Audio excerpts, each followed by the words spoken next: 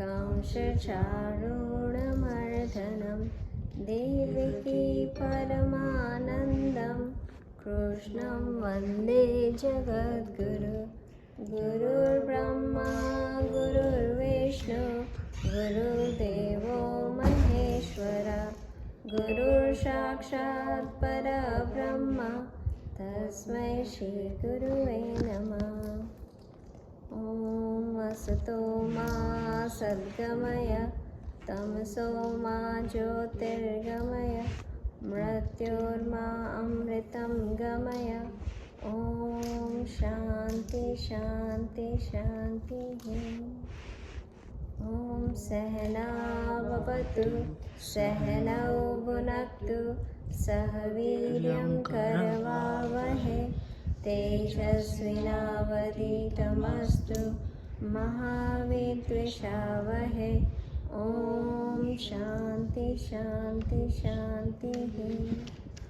ॐ पूर्णमदः पूर्णमिदं पूर्णात् पूर्णमुदच्यते पूर्णस्य पूर्णमादाय पूर्णमेवावशिष्यते। Great. Hi, Neil. Okay, so can I see everybody who is on the thing? Can I see Anya, beta? Can you put your face on the video? Okay, so we have done till 69 in last class, right?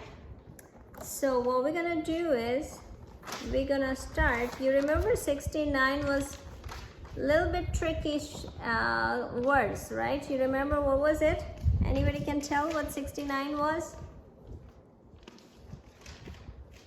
Anybody from last class? What was the 69?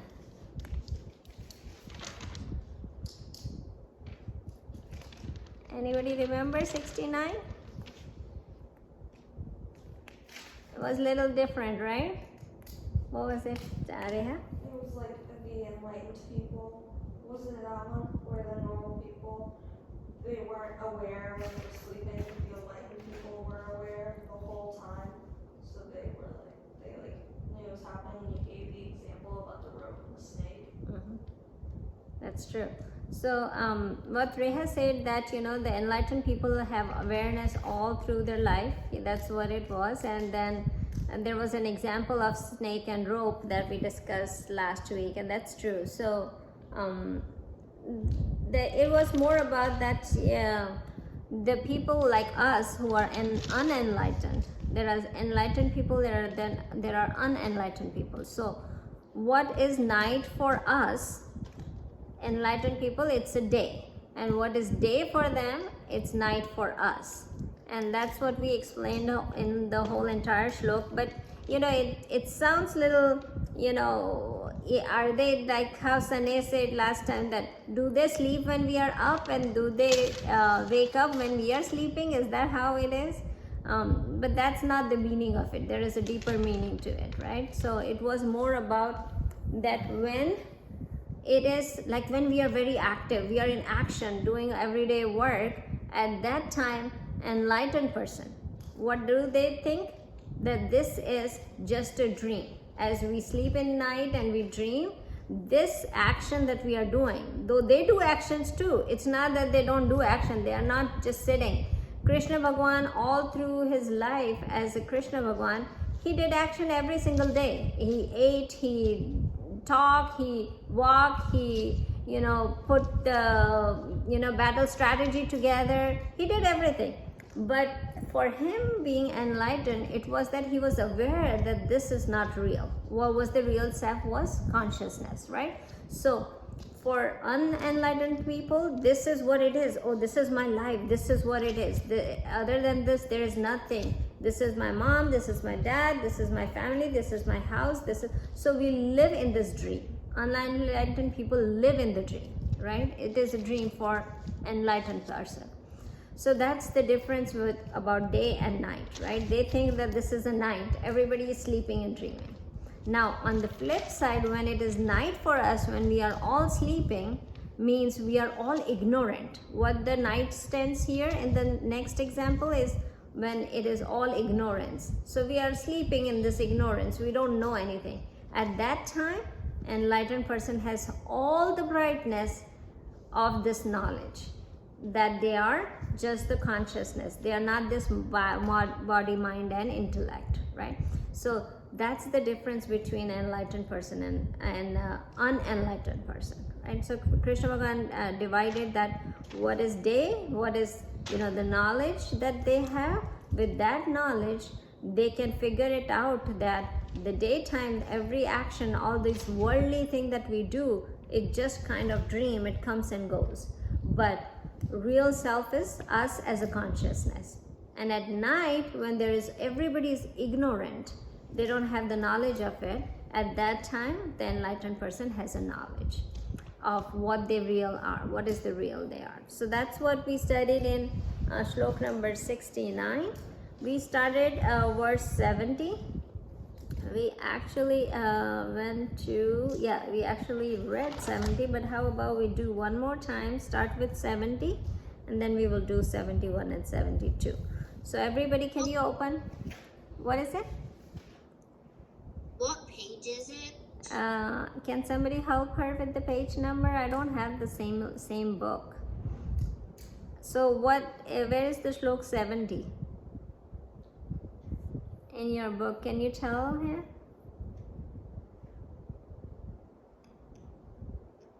Anybody? Second chapter? Should be around Page page 130. 130? Somewhere around that. Okay.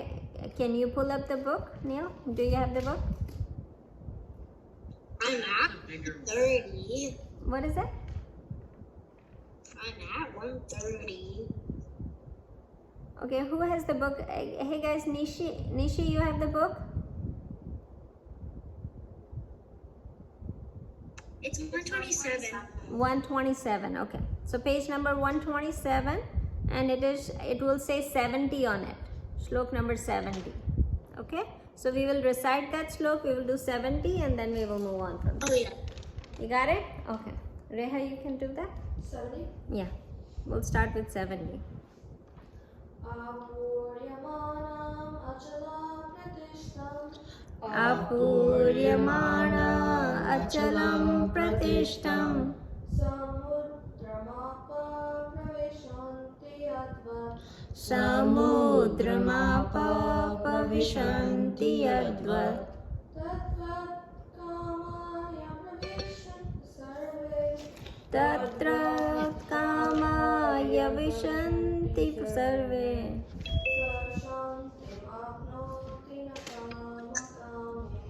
Sashantim Shantimapnoti apnoti na kamakami. Good. Together, everybody. Apurnamana achalam pratishtam. Samudramapa pravishanti advat. Tadvat kamaya vishanti sarve. Sashanti napnoti na kamakam. Okay, so we started this one talking about that this is an example of how things work and what Krishna Bhagavan is saying we should be doing. So like all the river and everybody's water end up going in a big vast ocean, right? As this waterfalls get into the ocean, no matter where the water is coming from or what kind of water it is, it all goes to the ocean, and then ocean stayed undisturbed, unperturbed. In any kind of water goes into it, it stays stable, it stays serene, it stays calm no matter where the water is coming from. So all the river pour their water into ocean, all the rain, anything goes into the ocean, but you cannot change the vastness, the serenity of the ocean.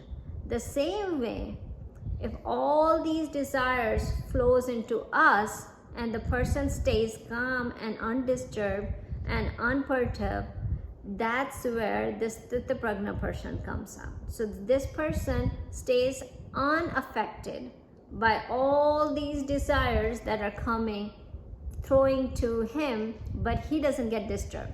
So sorrow comes, he doesn't get disturbed. Happiness comes, he doesn't get disturbed. The fear comes, he's not disturbed. If the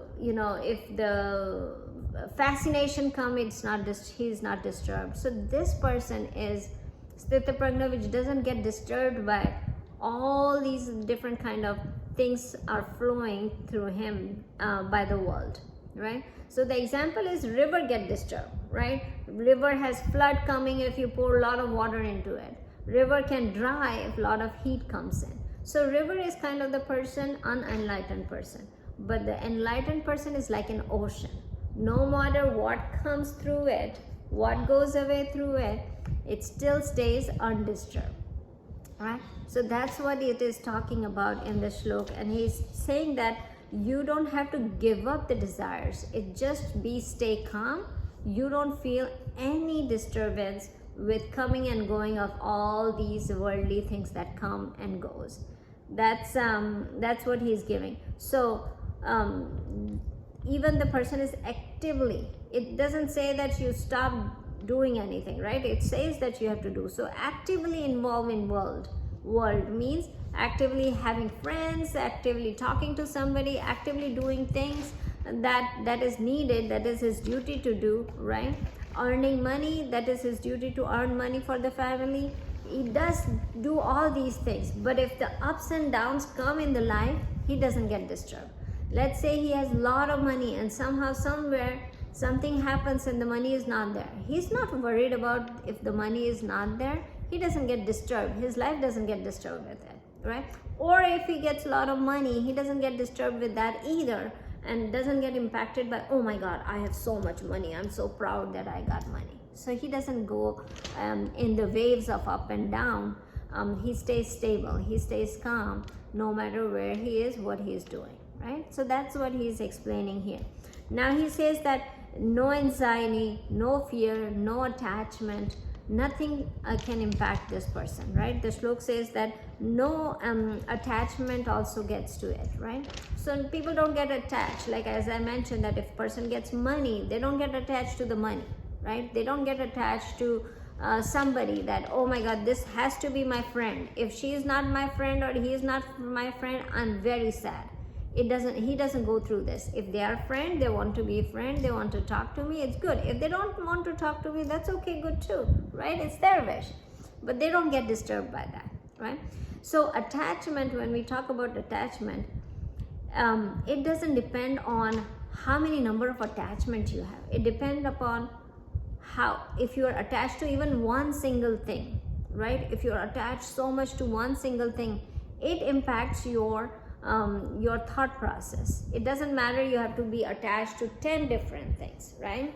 So I'm going to tell you a little story about how amount of attachment doesn't matter.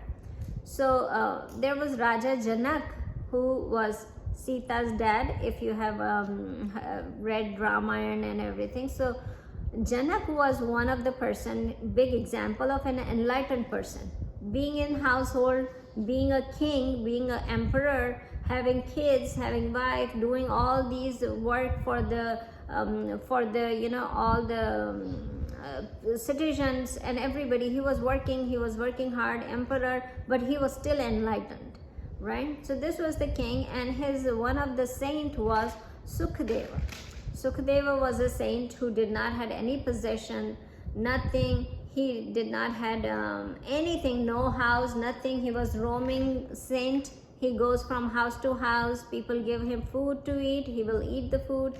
He will move on. So that was the saint, right? They both were sitting in a meeting where saint was teaching Raja Janak some spirituality, right? So they were sitting together, and then suddenly a king's soldier came in and said, you know what?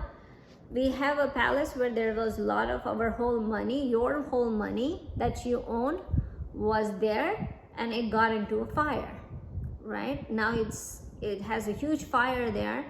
All the money that you had, your personal money, is being burned off, and it's burning right now, king. So then it is, you know, it's impacting other side of the town too. It's the fire is getting into the town. So Raja Janak was sitting in samadhi, and he said, okay, you know, you do what needs to be done. Let people know who are impacted and who is our fire, you know, fire extinguisher person. Call him the fireman and give the fire, you know, reduce the fire. But he didn't move from his place. Still he was worshipping and he was doing it. On the other side, Saint Sukhdev, he remembered that there was something that he has, and he ran really fast, and after an hour he came back and he sat with Raja Janak and said, okay, I'm back now, let's continue the talk. So Raja Janak said, you know what happened? Why did you run? What was it that you know, in the middle of our spiritual conversation that we were having, you ran away? What happened? And he said, you know what, I have 2 lion cloths that I wear. I wear this one that I'm wearing right now, and I have another one that I, you know, wear alternate days. Like I take shower and I wear the other lion cloth, and I wash it and I put it for drying. This one, that was right next to your palace. So when your palace was burning, it might have burned my lion cloth also that I has to wear the next day. So I have to run and save it. Now, as a saint, don't get in, this is an example, but as a saint, he actually gave up all the other possession, but he was still attached to one thing. What was it? His lion cloth. He was still attached to it. He was still worried that what's going to happen. So he ran away to save his lion cloth. And here, Raja Janak, his whole money would have been destroyed, and it did not impacted him at all, right? He did not even move from that spiritual progress that he was getting at that time. He did the, you know, due diligence of making sure that fire doesn't harm anybody, but he did not get impacted by, though the, you know, the whole money will be washed off, right? He did not get impacted by that. Okay, if it is washed off, it is washed off. What can you do now, right? It's burned, it's burned. But even being a saint, he was attached to one thing, was the lion cloth. So the attachment, it doesn't matter how many things you are attached to, even if your things attached to one thing, that's gonna impact your decision making. That will change your decision, whatever you're attached to. So what you have to think about it is, like when we are talking about all the desires and all these things, that it should not impact our attachments, should not impact also for our, you know, our decision making, or, you know, it should not come in the middle of anything that, you know, when we are stabilized in some knowledge, then the attachment should not interfere in it, right? So even a little thing that we have an attachment with will impact our spiritual journey, but at your level, it will impact your decision making, right? So when the things will not go in your direction, these attachment will also influence your decision. So make sure that you guys check on your attachment. What are you attached most on? If that's not there, can you live undisturbed, as calm as the ocean stays calm when all the river water is flooded into ocean? Can you stay calm with this, right? So anything you are so much attached, like, you know, you would know, I don't know, but you would know what you are attached with, right? So you can think about it, that if that one thing is not with me, what's going to happen, right? So think over that. That's how we need to, you know, learn some lessons about how we can give up our attachment. When it is there, yeah, it is there. I love it. I would, like, you know, if you are attached to a game that you want to keep playing, right? You are attached to a game you are playing, but when the game is not there, you should not be sad. You should not be worried about it. You should not be thinking about it. Same way, if a person, you are very attached to a person, right? This has to be my friend, and it has to be my friend. If that friend is not there, I will be very sad. I'm attached to this person a lot. That should not come, right? If it is there, very good. I love this person is there, we are together, we will talk, we will have fun together. But if that person is not there, I will not get impacted, I will not get disturbed, right? So that's what he is talking about here. Got it? So with that said, in this shlok it says, allow all the desires to come through us, flow through us, but we stay undisturbed.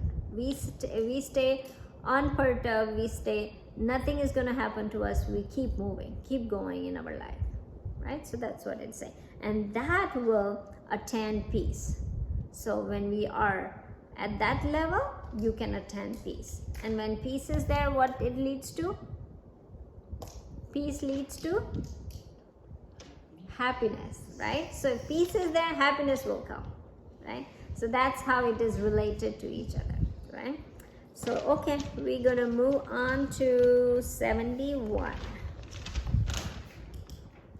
You guys are ready? It might be page number what, 128, or is it 127 still? Anybody can tell me the page number? 128. Okay, great. So 128, you ready? Okay, go ahead. Vihaya kamana sarvam umascharati nispraha nirmamo nirahankara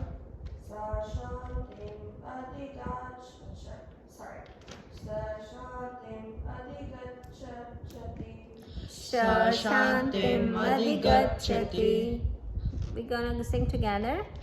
Vihaya kamanya sarvan umascharati nispraha nirmamo nirahankara shantim adhigacchati.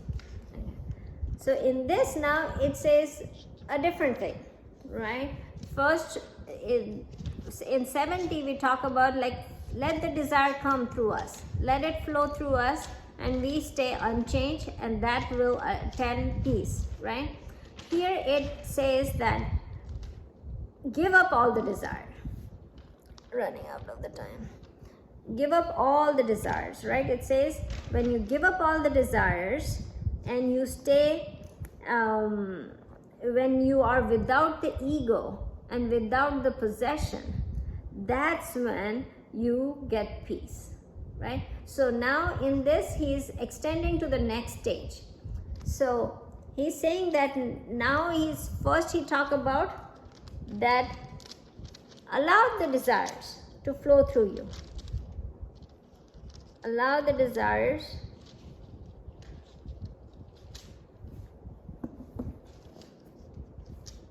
to flow through.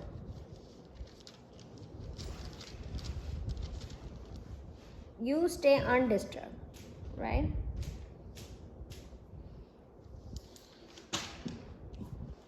Now in this one, he's saying that give up all the desire.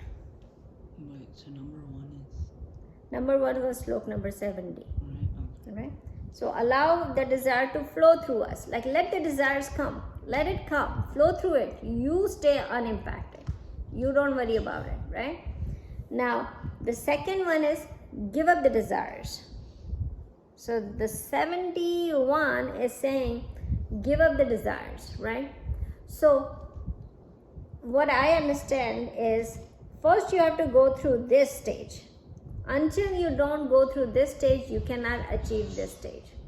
So Krishna Bhagavan is giving stages of what goes through this, right?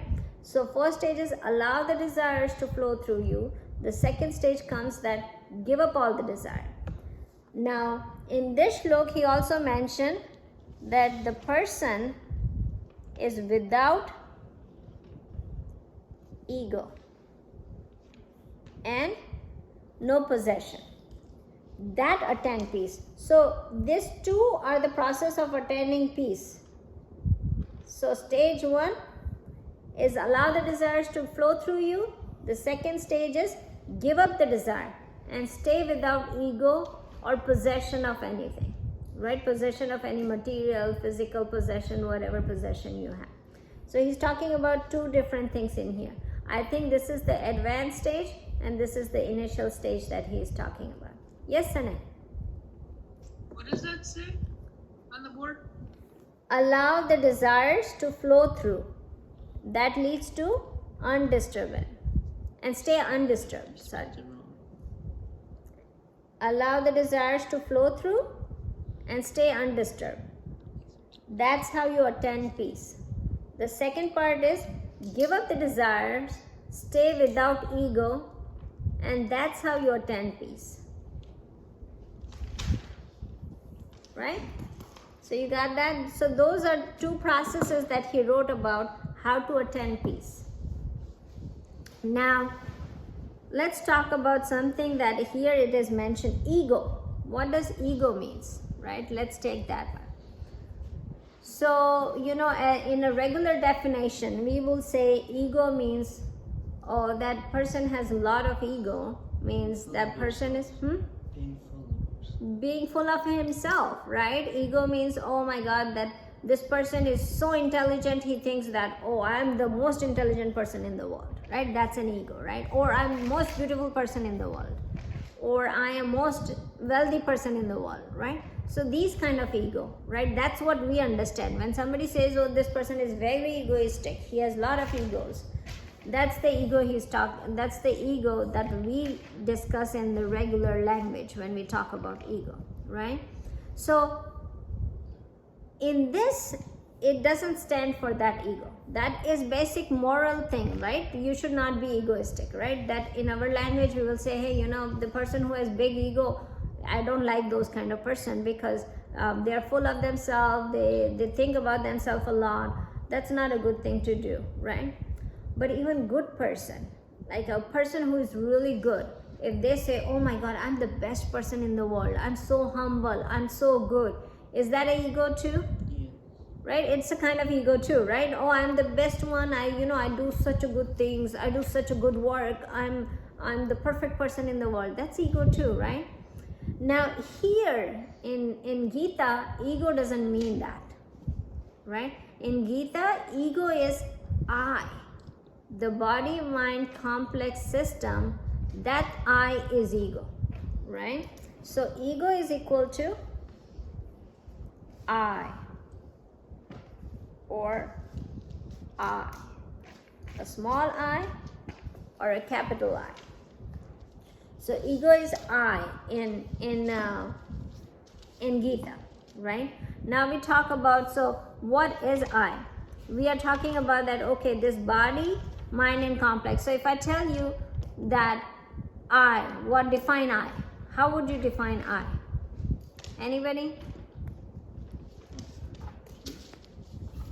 Anybody from the Zoom client people? I, what does I, but how would you define I? Yes, Annie. Soul?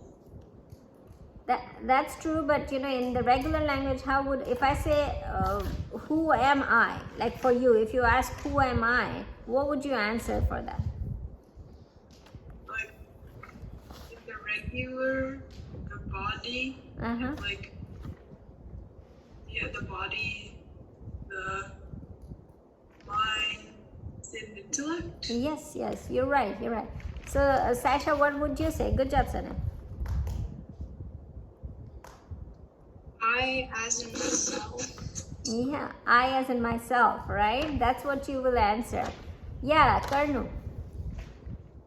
I'm the best person in the world. Yeah, so who I is in this definition. When you say I'm the best person is in the world, who is the I that you are using? Yourself. Yourself, Karnu, right? Like I can replace I with Karnu here, right? So what happens is, you are right, and Sane, what you gave the answer was perfectly right, that I, when we talk about I, we always talk about me as I as me, this body-mind complex, right? And I will talk about it. It gives me start a new one now, but I missed that notification that came in. Hey guys, if it discontinue, we will start again, okay, on the same Zoom thing. So in that I, we would have, now in Gita, the I is the consciousness that it is using it, right? Now a person can take I as me, as we are taking, like me, I, myself, is as body mind complex. That would be this little I that I'm going to refer to, right? Whenever I say little I, I'm going to refer to body mind intellect complex. Let me write it nicely.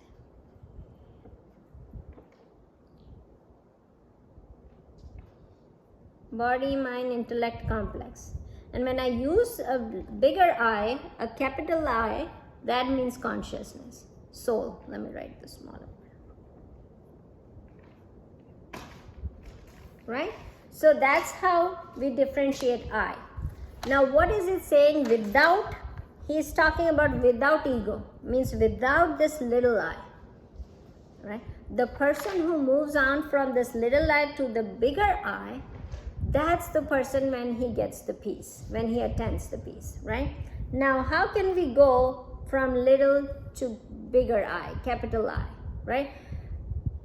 That what I mean from going from little I to bigger means going from body mind complex, intellect complex, that I am this sonal, to going that I am this consciousness.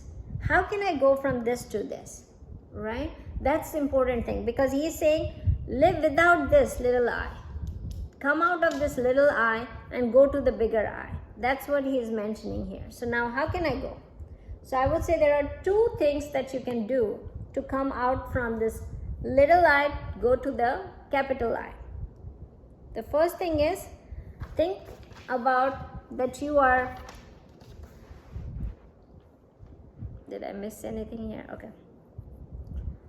So first thing is that you think about yourself as witness consciousness of witness of this ego, right? Witness of this little I. If you take yourself as witness,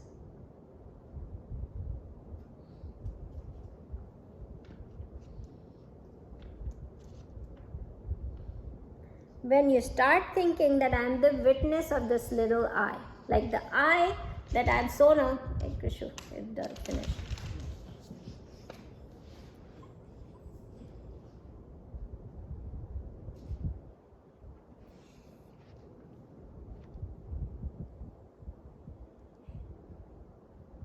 You can turn off the waiting room.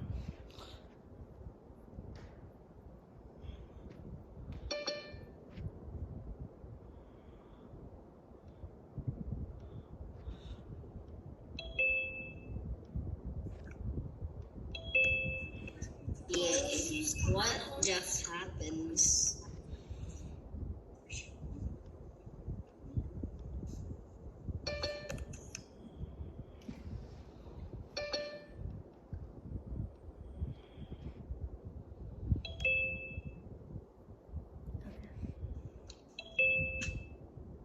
Okay, thank you for joining back. Everybody is back. Let's start again where we left. So, being a witness of I, little I. Everybody's up? Okay. So now how can we be witness of this little I? How can we think that we are this little I witness? Witness means we are thinking that we are witnessing this little I. How can we witness it? Now think about it. What are you doing? You can say, okay, I'm sitting here listening to your class, right? I'm listening to your class, I'm sitting here, I'm trying to understand this class, right?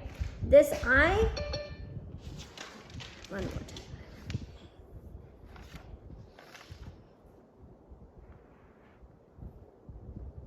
Good?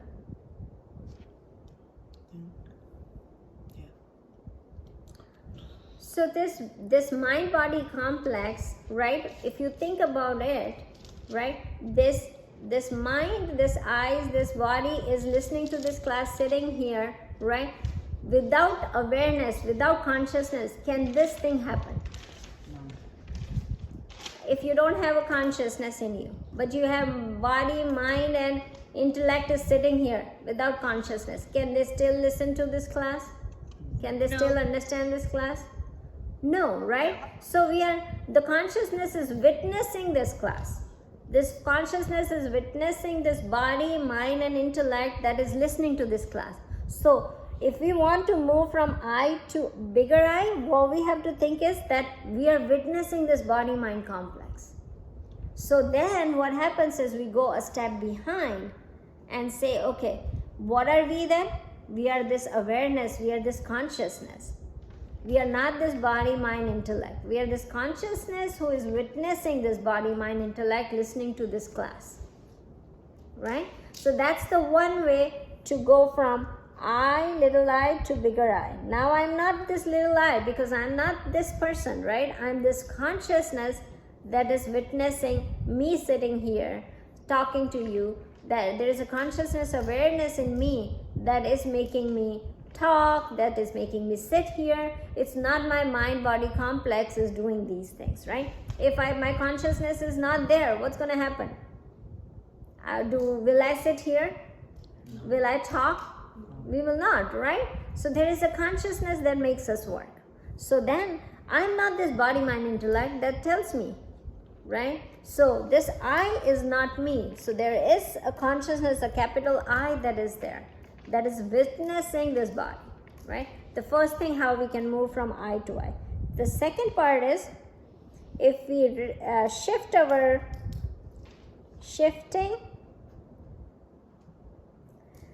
shifting the reference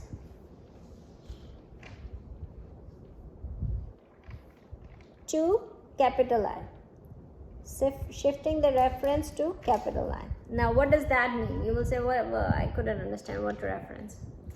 So when we say about anything, if we say that this is a book, that refer to an object, right?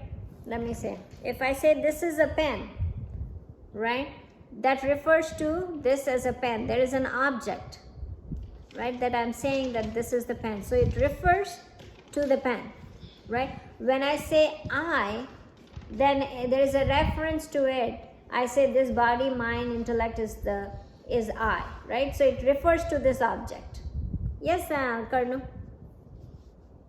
What if you say this is, like, say for example, this is Vera, then, like, does that also mean that she is an object?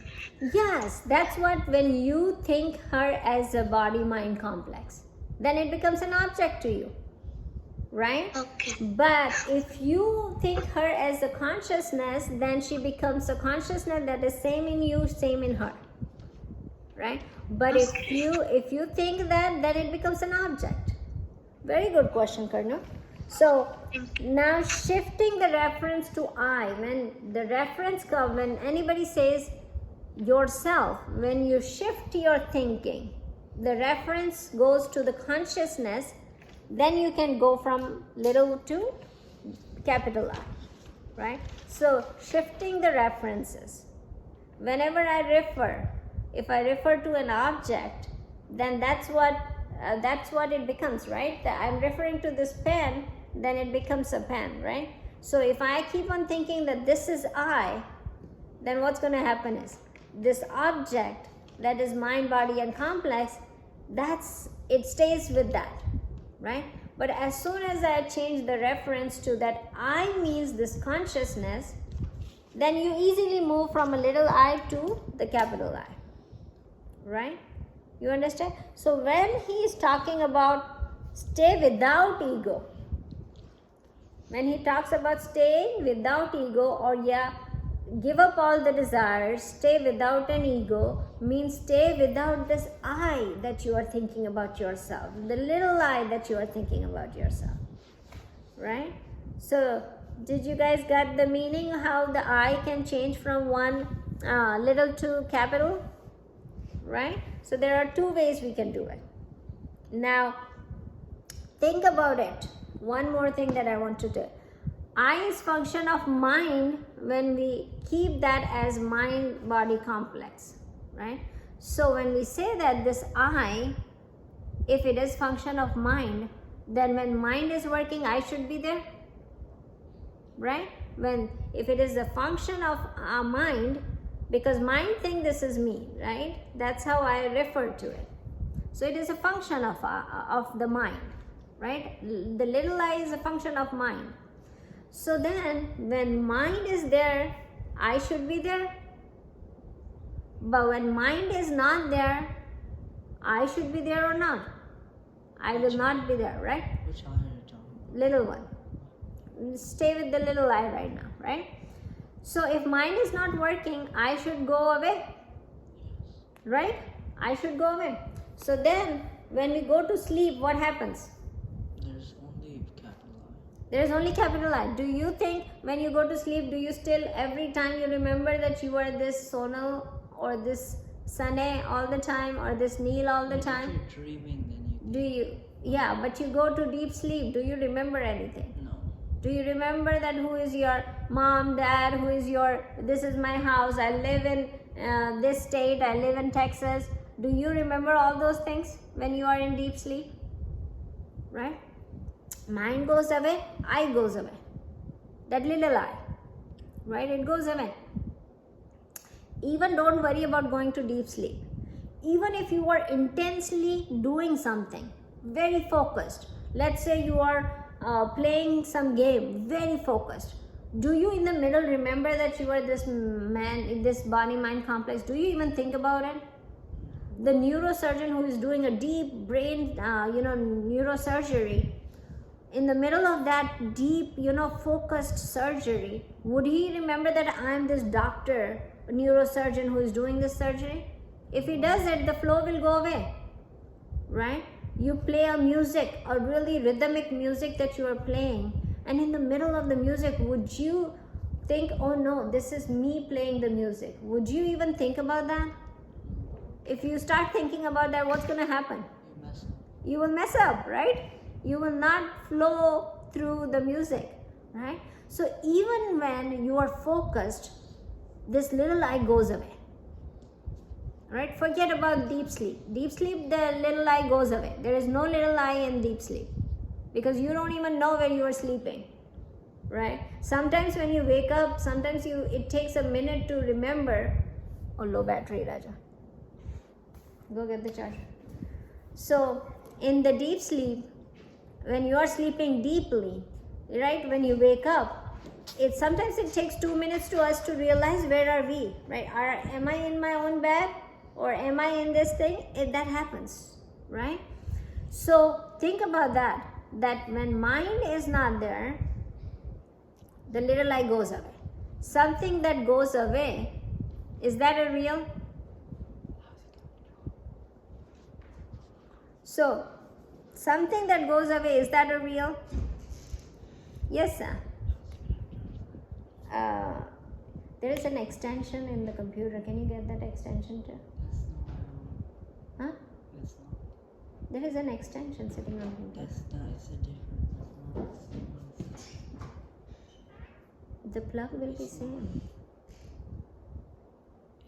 Extension plug. So then what can we do? That's why I was saying we have to charge. Anyway, okay, let's keep going. Yeah, Karnu, you have a...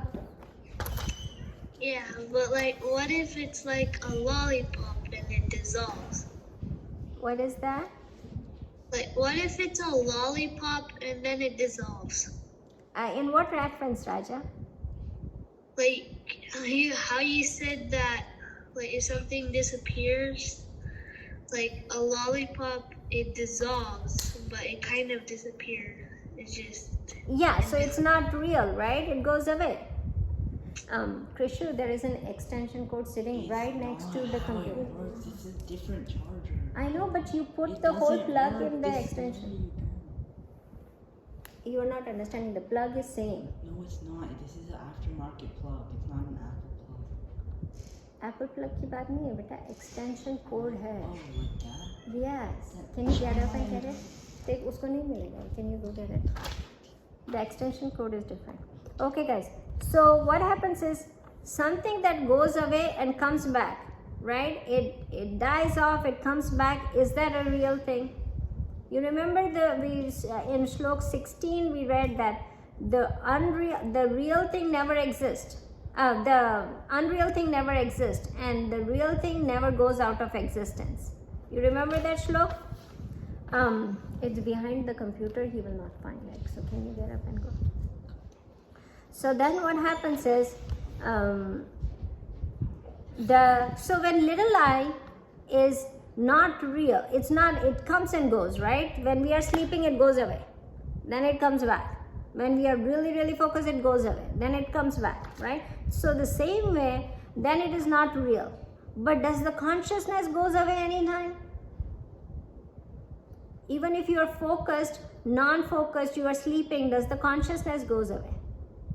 No, it stays there all the time. Even the deep sleep, the consciousness is there. That's why you wake up every morning, right? Yes, let's ask Karnu the question, and then Sanay, I will come to you. Yeah, Karnu.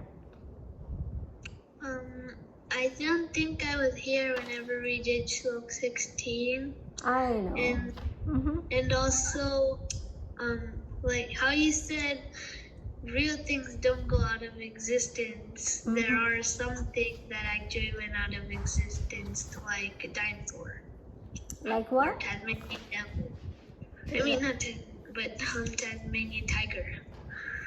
They don't go out Like, of... well, I'm confused.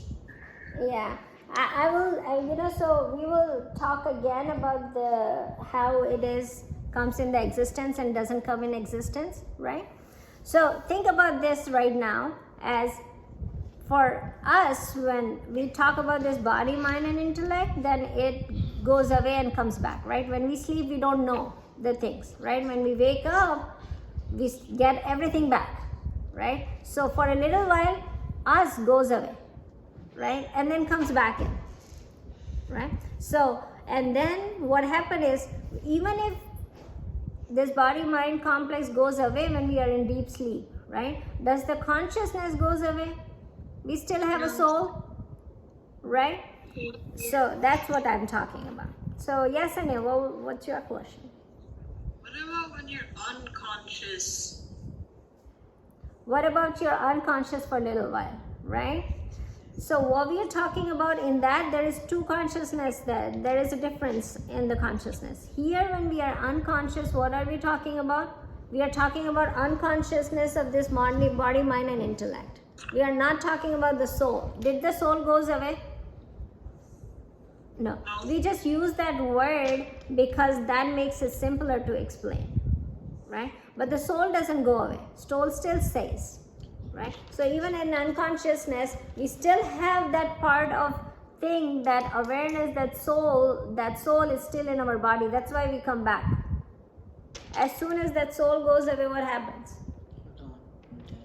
Right? The body goes away, nothing is there, no awareness is there, right?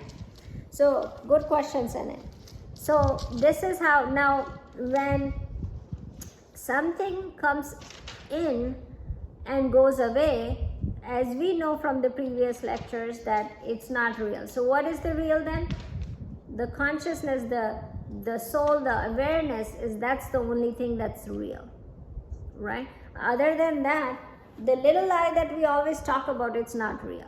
Now, Krishna Bhagavan here, when he's saying that live without ego, then that means shift your little I. Ego means your little I, this body-mind complex, and go to the mindset of saying that that's a bigger I, which is the consciousness and soul. When we think about it, then you think about that you are that consciousness. Your real self is that consciousness, not this body-mind intellect. So now he gave another reference to tell us that I am, what did he say? That give up all the desires, go without ego, give up all the possession. Don't think about that you are, this whole thing is in my possession. So give up all the possession. That's how the Sthita Prajna person attain peace, right? So he gave another example of how to attain peace. Okay, so you got this one. Now we'll take the last shlok of chapter 2, and we're going to be done with chapter 2 after this shlok. So let's go to 72. Now anybody can tell the page number for 72 shlok? 129. 129. Okay, let's start. You guys, you want to start? Esha Brahmi Sthiti Partha Nainam Prapya Vimuhati Stitva Samantavalepi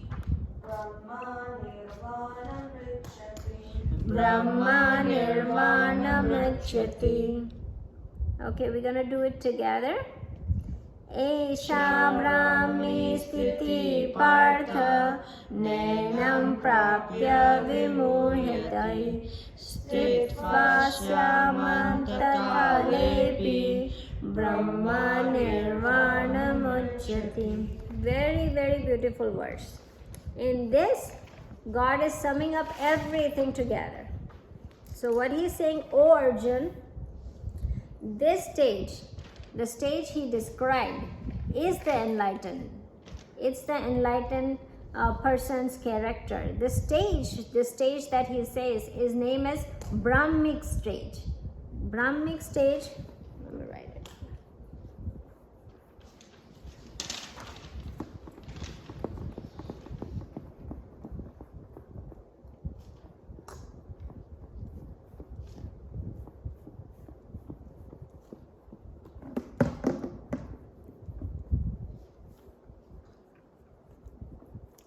The stage that we reach now, doing these two steps and got the peace, right? Now we attain the peace by doing these two things that we described. One was what?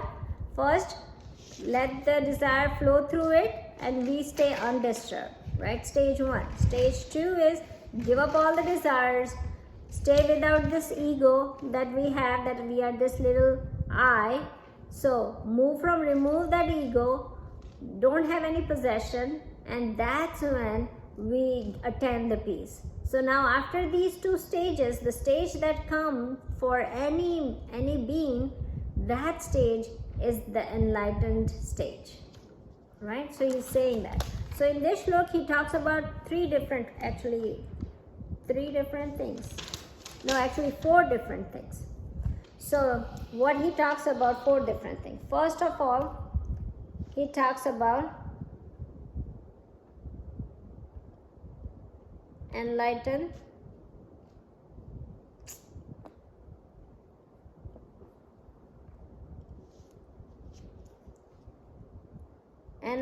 stage. The second thing he talks about is what happens if I don't, does it comes and goes away? Like does this stage come, like we get all the knowledge, does it goes away, right? So he's talking about, does it go away? Then the answer is no, it doesn't go away. It stays forever. Once you get to the stage, it doesn't go away, right? It stays in. So does it go away? So it doesn't go away. So second part is it doesn't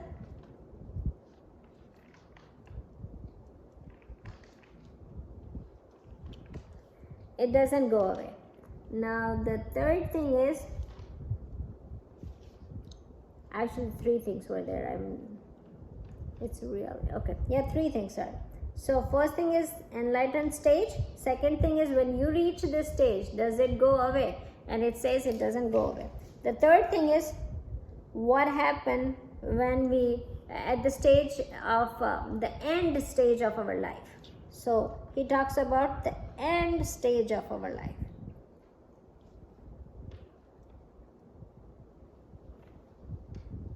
Okay. So 3 things that he is talking about in this sloka. The first thing is the stage.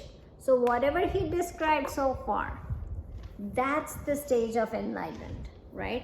So we already discussed what it is. We discussed what are they. So he's concluding by saying that at this part, at this time, you reach the stage of enlightenment. That is a Brahmic stage where everything is Brahman. That's what you realize, and that's real, right?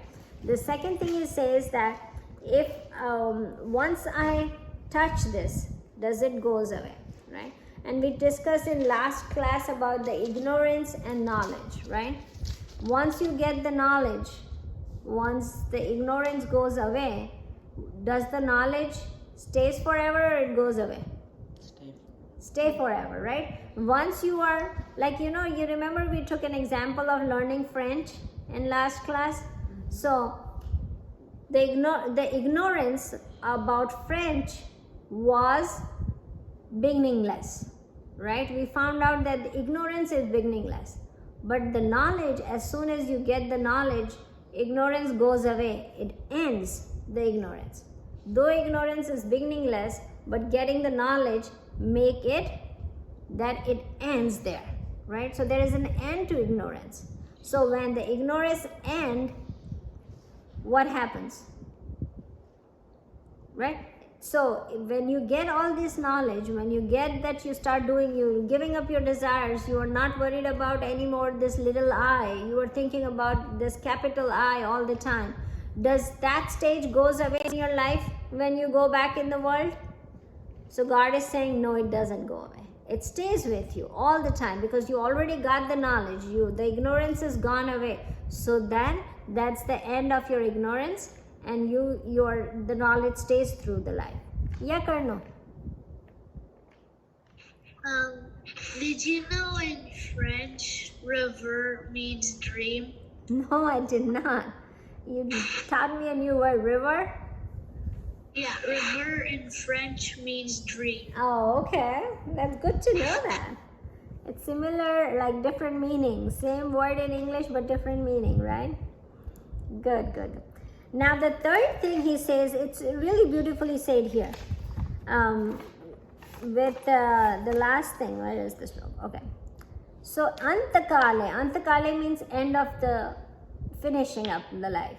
So God, what God is saying, even at the time of finish of your life, even if you get that knowledge at the end day of your life, right, you will still get realization of God.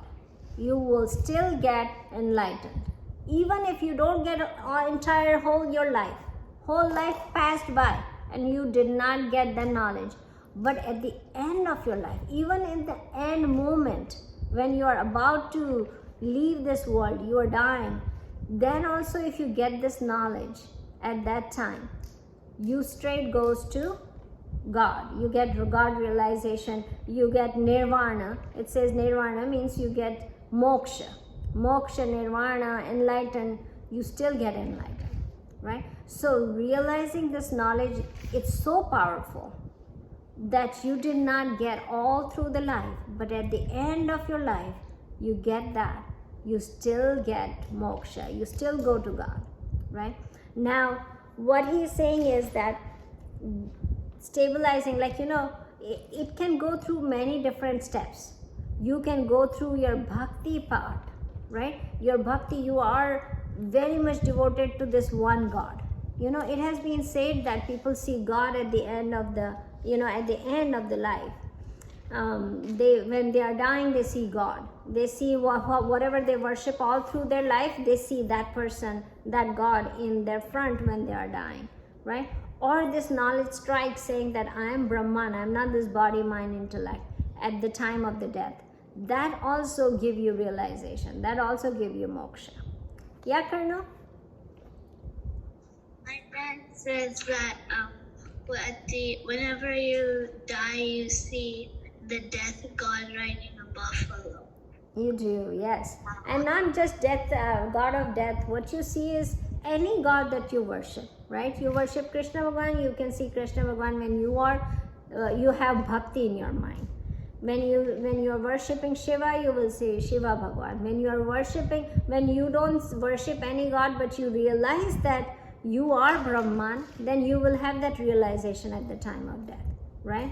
So that's where Bhagavan Krishna is saying that even if you do that, all your life you did bhakti, all your life you did knowledge, you got this knowledge and everything, but you did not put it together, but in the end moment of your life you do it, you still get connected with God. That's the beautiful part of this, knowledge, this bhakti that we do every day. That's the beautiful part, that even if you do a little at the end of your time, you still get nirvana, you still get moksha, right? So, there was this story about, there was a very wealthy guy in Calcutta where Ramakrishna Paramhans was. And what happened is, whenever Ramakrishna Paramhans was very much devoted, right, to Kalima, and then there were many people who wanted to make him as a guru. And guru, what happens is, when shishya comes, shishya means the student and guru means the teacher. Everybody wanted them to become a teacher, being a guru for them. But what happens is, sometimes students are not good, right? Sometimes students are not at the point where they can learn.